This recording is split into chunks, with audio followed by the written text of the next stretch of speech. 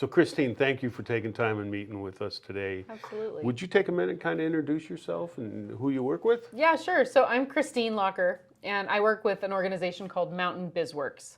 And Mountain BizWorks is a nonprofit organization, and we're a CDFI, which stands for Community Development Financial Institution. So we're sort of like a nonprofit bank.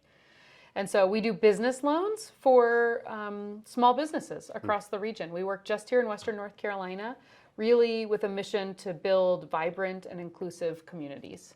And so we're working with Main Street directors and small businesses all along Main Street that are, really making our communities great places to live. And one thing that folks don't know a lot of times is that it's really hard for businesses to access capital or money for their business. So, like if you've only ever gone to a bank when you needed a car loan, for example, or maybe a mortgage for a house, a lot of people have really only been told yes. They maybe have to navigate figuring out their terms for that car loan or, where it makes the most sense for them to get a home loan. But a lot of times people, particularly folks who've been banking at the same institution for a long while, they don't realize that when they go to that same bank that knows them and trusts them, that they might be told no when it comes to their business. And that can come as a real shock. And so that's what CDFIs kind of exist to do, is to be able to provide capital for those businesses. It was an eye-opener for me when I was first starting my first business. I was talking to a friend who had been in business for a little while, small business, and I told him my plans and my approach, and he said, Ben, you can't get money from a bank. They only lend you money when you don't need it. That's right, yeah. I think that really shook me up. Yeah. We're very fortunate though. Mountain BizWorks, being in this area, Yeah. it makes it possible for people where banks might say no. Mountain BizWorks very possibly will say yes. That's when it comes right. to funding. Yeah, absolutely. So we exist to give loans to folks who are total startups, so they've never earned any revenue before in their business, all the way to businesses that have been in business for years, and maybe they want to get a new piece of equipment, or they want to buy the building that their business, has been located in, or, another opportunity for them to grow or expand. And so we can do loans from as little as $1,000 all the way up to $500,000. And we have lots of financial partners, so we often will pull in some of the bigger guys if we have a small business that needs to access more capital than that even. Can you tell us a little bit more about Mountain BizWorks? How do you do it? How do you make that possible? When banks can't say yes, how do you get to? Yeah, so banks sometimes have a lot of very rigid rules. So they have rules in their underwriting, and that underwriting is kind of code for figuring out whether or not they can do a loan. So they might look at someone's taxes, they might look at the business's revenue, they're going to be really digging into those financials. And banks have a much more black and white way of doing business. And so at Mountain BizWorks, when we're looking at a loan, we actually don't have any of those criteria. So we're really flexible, and we're trying to answer the questions like, tell me about your business, and like, why should you be the person shepherding this business into the world? Why here in this place? Why now? And helping to build the story around what it is that person's trying to do with that business. And if that makes sense, then we can kind of figure out, how do we help you to access funding to get it going? And where do you get your money from? Well, we get our money from a variety of places. So what we try to do is have lots of pockets sort of behind us, so that when folks come in, we can figure out which pocket is the best one to pull those dollars out of, but without the client really ever needing to figure out how to navigate that process. Because there's lots of different kinds of money in the world, and it can be really confusing, and different buckets kind of come with different rules. So for example, sometimes we'll do small business administration loans or SBA loans. That's pretty common. Folks will really hear about that and know about those in the business world.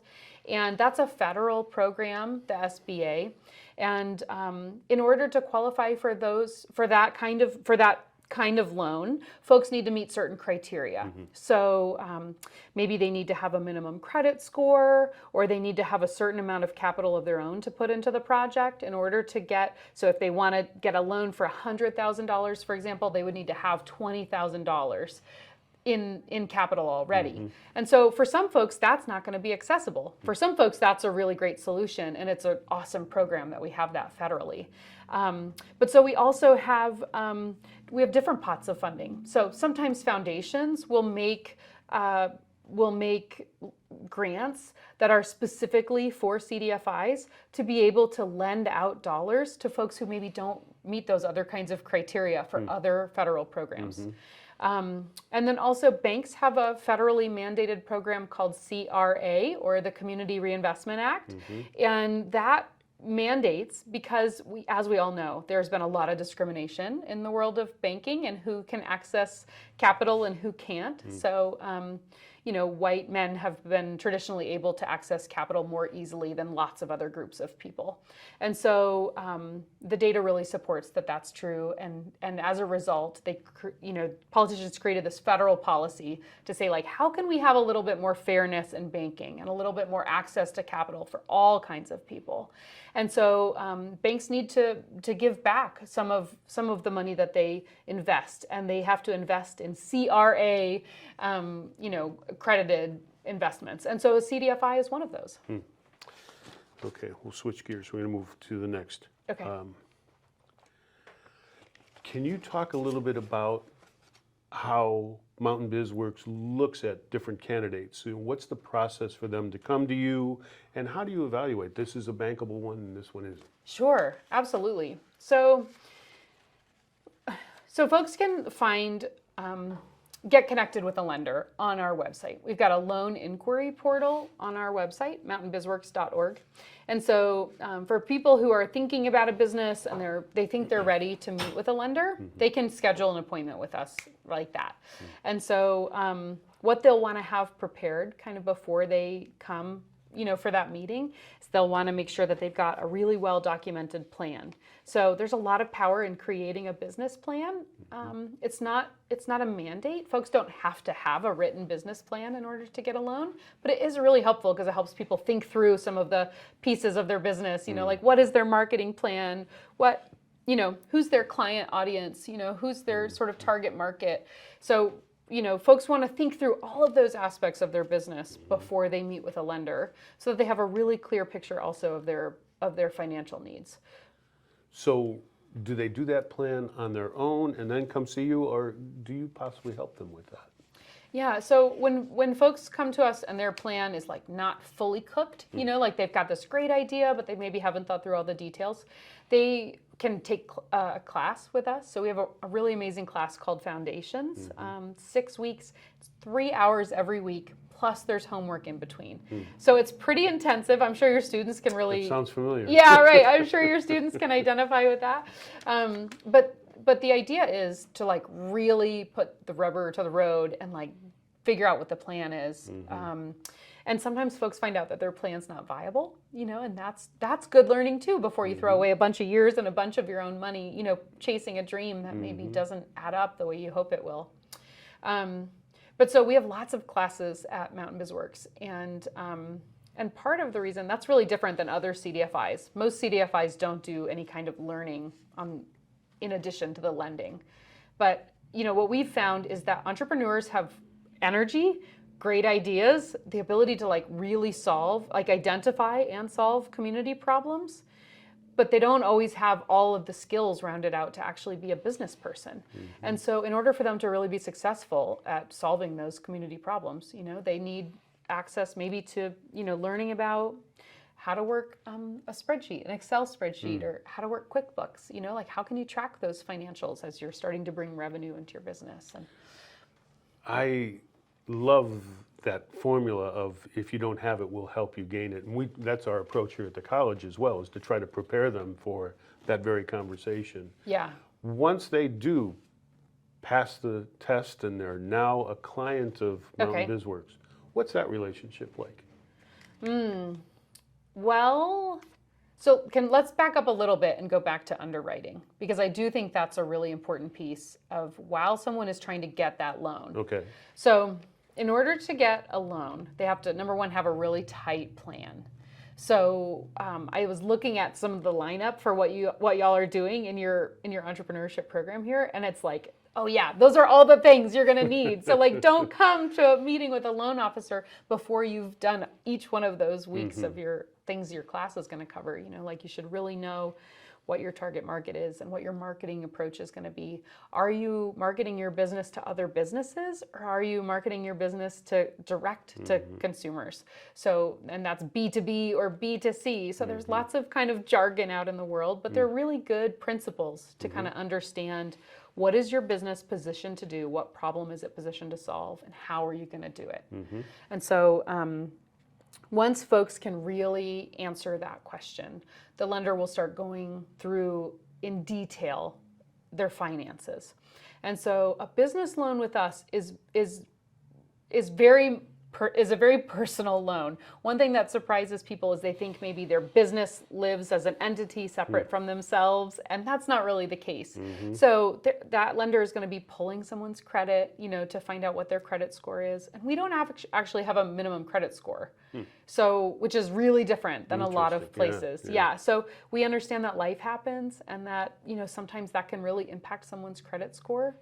But what we do want to know is, like, does it add up? So, for example, if someone had a lot of hardship in the middle of COVID and, you know, maybe they lost their job and, you know, bills started piling up and so their credit score really took a hit, like, we want to understand what the story is there. And, like, did they start paying things back once they got a job again and got back on their feet? You know, trying to kind of put together the full picture for a person's sort of financial character.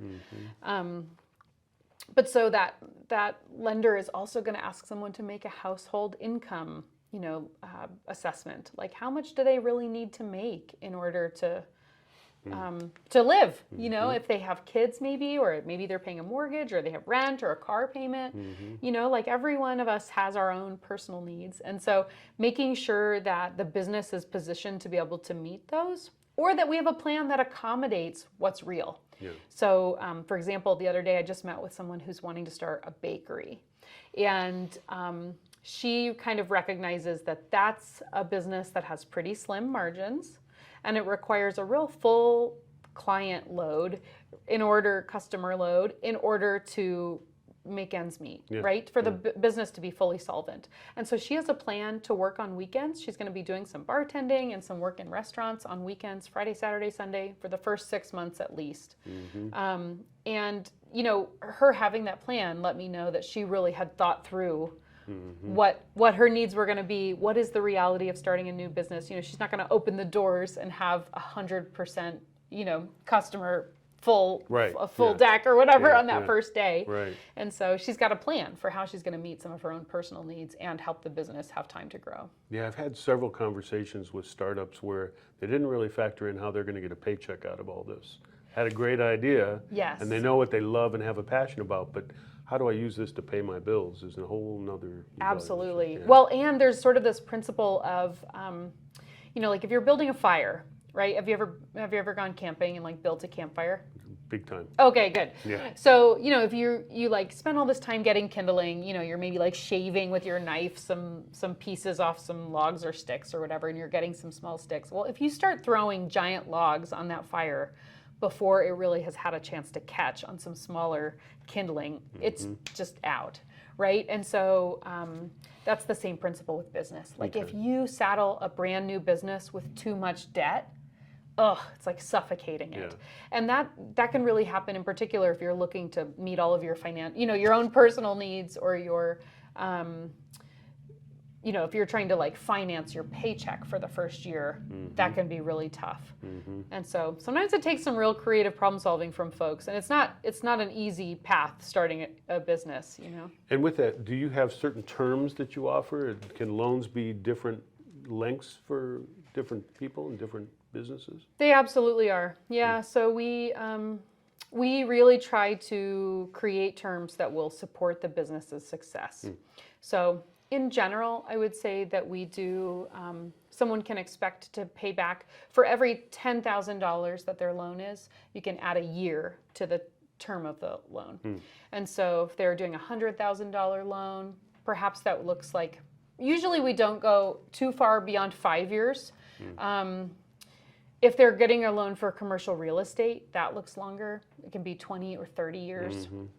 But in general, trying to keep the terms of the loan down to what's reasonable based on what that business's needs are and what its ability to repay is. Okay. Now, let me shift gears with Okay. you to, I've become your client. Yeah. Now, what's that ongoing relationship like? How often do they meet with you? Is there kind of a review? Do you have covenants like banks have covenants? And how do you approach the we're going to work together side of the equation? Absolutely. So first of all, we keep all of our loans in-house. So sometimes, for example, someone who if you get a mortgage from a bank for a house, that bank might turn around and immediately sell that mortgage. And so you think that you're going to be banking, right here on Main Street with your favorite bank, and now all of a sudden your mortgage is owned by some national company and all they have is a website, so, and that can be a real shock to some folks, but we don't do that at Mountain BizWorks. We keep all of our loans in-house. So we're servicing those. And so the relationship that you'll have for the duration of that loan will be with us. Our lenders really care about our clients and want them to be successful. And so we check in with folks after 30 days after their loan closes, 60 days, 90 days, 120 days. So we really do try to check in, and then we're checking in annually to say like, hey, send us your profit and loss statement, that P&L. Send us your balance sheet. Like, let's see your taxes. We want to make sure that things are cooking along for you and that, you're having success. And for folks that hit some snags along the way, we actually have a really great lineup of coaches. So we have over 70 folks in our pipeline who have like amazing business experience. Some of them are generalists, they could help you with your financials or your marketing plan or, kind of anything that comes up in business. And some of them are really specialized. So we have one of our coaches built a mountain biking empire across Western North Carolina. I mean, really helped to build the culture of mountain biking here, and has since sold those businesses and is helping mountain bike stores around the whole region, really mentoring, folks in that specific field. We also have folks who have, specialization maybe in logistics or manufacturing or, food and beverage. Lots of industries, you kind of have to have someone who really understands and is sort of fluent in the industry, maybe in understanding what those metrics look like. What should the markup be on a hamburger? And that's different than what should the markup be on a widget that your company just manufactured. So, anyway, so we bring those coaches in to really walk alongside folks and help them, make sure that have what they need to be successful. Right. I found that to be really valuable from my experience, because I early on worked with accounting firms, and some of them were not really helpful. They handed me a document. Okay. And others came alongside and said, do you know what you're looking at here? Yeah. Let's spend some time. What are these ratios and what should they be and what are comparatives? And if you have somebody like a mentor like what you're describing, that's very valuable. Oh my gosh, so much. And, I think there's this pressure to be, this is the thing I would most want to relay to your students, is that there's this pressure, I think, to be seen knowing it all, to be really competent and to be perceived as competent. And one of the biggest skills, I think, in being competent is being able to say what you don't know and be okay with that, because then you have access to getting that information. And so those folks who, sort of masquerade like they have all the answers, even though it's pretty obvious they don't, to me, I don't trust that person, nearly as much as I trust the person who's willing to say, I don't really understand that concept, or I don't have a plan for that yet, because then I can get on the same page with them and say like, okay, how do we make a plan? Or how can we, make sure that you get up to speed on this idea? All right. Shift gears again. So are there particular people that you recommend or that you maybe personally as an organization try to keep up with to stay on the front edge of what's going on in the world of finance and funding entrepreneurs? Are there sources that you go to? Are there particular pros on the topic that you guys look to and would recommend people stay up with? I know in personal finance, there's the Dave Ramseys of the world and the Clark Howards of the world. I see. Do those people exist in the small business world from what you guys do? Yeah, I mean, we have a wealth of support in North Carolina for entrepreneurs. So we have one of the most robust ecosystems to be able to really access support and information. I mean, I think even the fact that like our local community college is now having an entrepreneurship program, really shows that this isn't something you'd see in any other state. Like you can't just go down to Alabama and see this sort of rich, even the culture of, Main Street being a rich assortment of locally owned businesses. There's a lot of chain mall, outlet mall kind of phenomenons happening in other states. So, so here we have, in the community college system, we've got the small business centers. And so y'all have a small business center. I'm sure your small business center director is maybe going to be dropping in for this class too. And of course, you know that role really well. Somewhat familiar with that. That's right. Yeah, as a former director yourself. Yeah. But so, that's something so everyone in all of North Carolina has a small business center where they can get free business coaching and business classes and resources like within 30 minutes of where they live, which is a pretty cool infrastructure. That's special to North Carolina. One thing that we do have that is happening across the country is the small business development, technology and development centers. And that's sort of for next level businesses, folks that have, maybe at least 10 employees and are doing a little bit more established in business. And that system, it's called the SBTDC for short. And that system is in the university system. So at Western, at UNCA, we've got folks who are doing that kind of business counseling.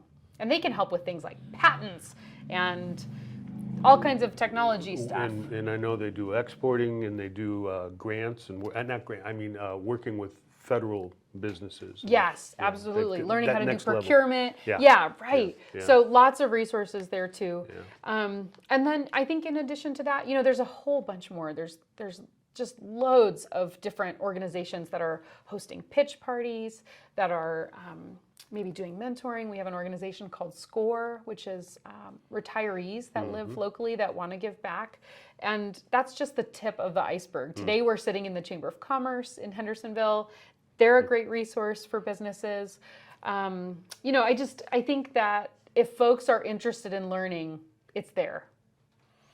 It's interesting too because North Carolina has been ranked #1 in the country for training for small businesses. That's right. And that's come through in a couple of different cases. And I know they do it as a form of workforce development because so many people are employed in small businesses, but it's a real altruistic kind of view from the state to make sure that small businesses are getting the support. Big businesses have a tendency to get what they need.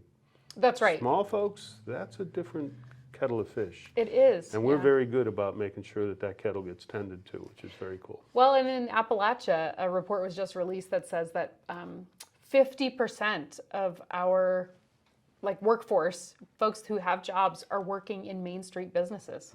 And so our economy is really dependent on those business owners. And so I think sometimes, if we're listening to, I don't know, what the politicians are saying, we can really get caught up in the idea that the only valuable way to develop our economy is to bring in some, big hitter who's going to employ 100 or 1,000 people or whatever. And, really the research says otherwise. It's those small businesses that really are keeping our communities moving forward. Yeah, and Mountain BizWorks is such a great asset for our community for that, helping that category of folks that maybe one day will be a bankable customer. Most of the banks we've talked to have said, see us in about 2 years after you started.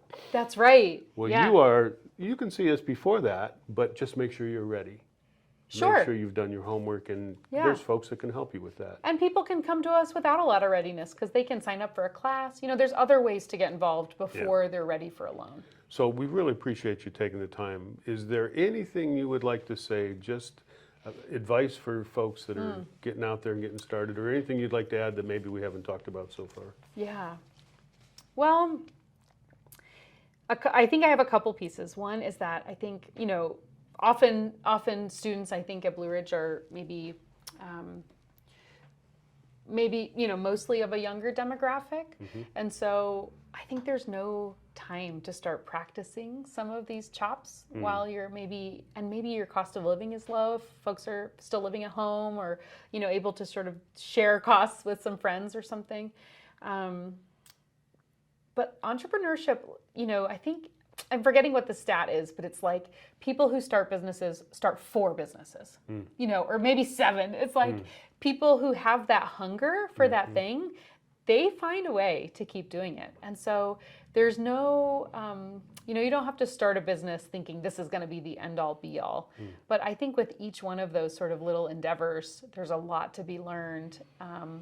And then, you know, I think just going through your life, kind of looking for like, where is a pain point that exists, and figuring out what the solution is, and like noticing that, like, hey, if you feel this pain point, maybe nobody else noticed, or maybe they didn't think to do anything about it. You know, maybe they, like, I love there's a, what is he called? Like a built infrastructure architect who I watch on TikTok, who like talks about things that how you can change the environment to change how life unfolds there, right? So like if people are cutting a corner on a sidewalk, we can make the sidewalk go around the corner, right? Instead of at a 90-degree angle. And so some of those kinds of choices, it's like that's sort of a parallel, I think, to ways that a business could potentially exist to solve a social problem or a pain point in your community. And I think we all get to pay attention to what those are and really like embody the idea that we have our own unique perspective and ability to solve those. That's great. Christine, thank you so much. We sure appreciate your Absolutely. help. And love what Mountain BizWorks does for our communities. Yeah, thank you. Thanks for having me. I'm excited to be here with your crew. Yeah, So, thank you very much. Absolutely.